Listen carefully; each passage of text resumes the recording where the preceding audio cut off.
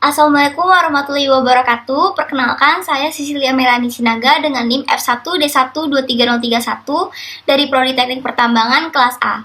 Pada hari ini saya akan menjelaskan mengenai studi kasus yang akan saya angkat mengenai peran air tanah pada sistem perancangan SAM. Sebelum saya masuk ke dalam studi kasus ini, saya akan menjelaskan terlebih dahulu bagaimana hubungan antara air tanah dan juga perancangan SAM.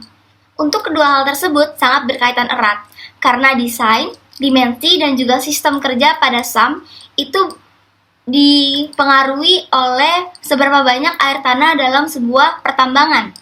Lalu, kedalaman muka air tanah tersebut juga akan mempengaruhi kedalaman terhadap SAM yang akan kita buat.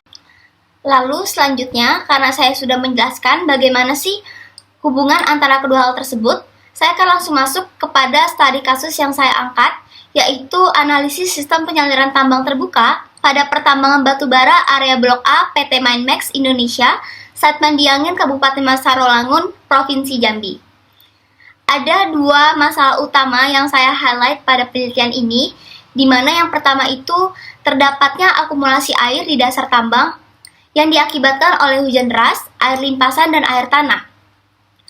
Akumulasi air tersebut berpotensi mengganggu operasional tambang di PT Minemax Satman Diangin tersebut. Lalu untuk yang kedua, kapasitas infrastruktur pada PT tersebut, khususnya saluran terbuka, SAM, dan juga kolam pengendapan, belum optimal dalam menampung aliran air. Lalu selanjutnya ada pula tujuan dari penelitian ini, yaitu di mana yang pertama, menghitung dan menganalisis debit air masuk ke area tambang, termasuk air hujan, air limpasan, dan air tanah. Lalu yang kedua, menganalisis kapasitas dan juga desain SAM yang akan dipakai untuk debit keluar dan juga debit masuk. Untuk memperkuat argumen dari studi kasus yang saya angkat, saya juga menyertakan beberapa studi literatur sebagai bahan acuan dalam membuat presentasi ini, yaitu yang pertama ada dari Sumarto 1999 tentang hidrologi teknik yang digunakan dalam perhitungan curah hujan dan debit, lalu ada dari Chow 1997 dan Triatmojo 2008 mengenai dasar-dasar dan penerapan hidrologi dalam sistem drainase. Selanjutnya, pada studi kasus yang saya angkat ini didapatkan beberapa hasil, di mana hasil yang pertama, kolam pengendapan tidak mampu mengendapkan semua padatan secara efektif, sehingga perlu dilakukan perbaikan dimensi. Nah, setelah diperbesar dimensi SAM tersebut, didapatkan hanya satu kompartemen saja yang perlu rutin untuk dilakukan perawatan. Lalu untuk kedua, pompa yang digunakan pada PT Minemax yaitu KSB DND 150 dan juga 200 dapat mengalirkan air masuk sesuai dengan kapasitas yang sudah direncanakan. Lalu yang ketiga, debit total air tambang mencapai 11.102,97 meter kubik per jam, yang terdiri dari hujan, limpasan, dan 3 daerah tangkapan hujan, serta air tanah. Dan yang terakhir, saluran terbuka sudah memadai secara kapasitas hidrolik untuk menampung air limpasan yang berasal dari daerah tangkapan hujan yang kedua. Lalu setelah mengetahui hasil dari studi kasus tersebut, saya menyangkutkan dengan beberapa fenomena di dunia pertambangan yang berkaitan dengan hasil yang saya dapat, di mana sebelumnya hasil yang saya dapat yaitu berkaitan dengan kapasitas kolam pengendapan yang tidak mampu mengendapkan semua padatan, dan juga beberapa pipa hidrolik yang tidak mampu untuk mengalirkan air yang berasal dari tambang itu sendiri.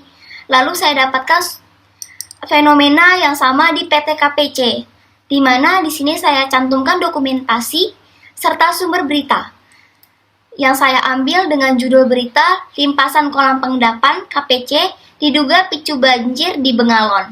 Perusahaan sudah akui ada gangguan teknis. Di sini juga ada dokumentasi di mana luapan dari kolam pengendapan milik PT KPC tersebut menyebabkan banjir di kawasan Rawa Indah, Kecamatan Bengalon yang selanjutnya, untuk fenomena lapangan yang kedua, saya ambil juga di daerah Kalimantan, tepatnya di Kalimantan Timur. Berikut juga saya sertakan sumber berita dan juga dokumentasi pada saat fenomena tersebut sedang terjadi, di mana fenomena ini terjadi disebabkan oleh adanya tanggul yang bocor dan air limpasannya tersebut langsung mengalir ke arah sungai. Dan akibat dari fenomena ini, yaitu operasional perusahaan sempat dihentikan selama 60 hari dan juga perusahaan dikenai perjanjian untuk memperbaiki sistem penampungan limbah. Fenomena ini terjadi pada bulan Juli tahun 2017. Di sini saya angkat beritanya melalui sumber berita Kaltim. Lalu setelah membahas mulai dari masalah, tujuan, hasil, dan fenomena lapangan, ada pula kesimpulan yang dapat saya ambil mengenai studi kasus ini, di mana total debit air tambang yang masuk ke area penambangan mencapai sekitar 11.102,97 meter kubik per jam, di mana air tersebut berasal dari air hujan, air limpasan dari 3 daerah tangkapan hujan. Lalu yang kedua, sistem pemompaan dengan 2 unit pompa dinyatakan cukup mampu menangani debit air masuk. Lalu yang ketiga, saluran terbuka telah memiliki dimensi yang memadai untuk menampung dan mengalirkan air limpasan tanpa luapan.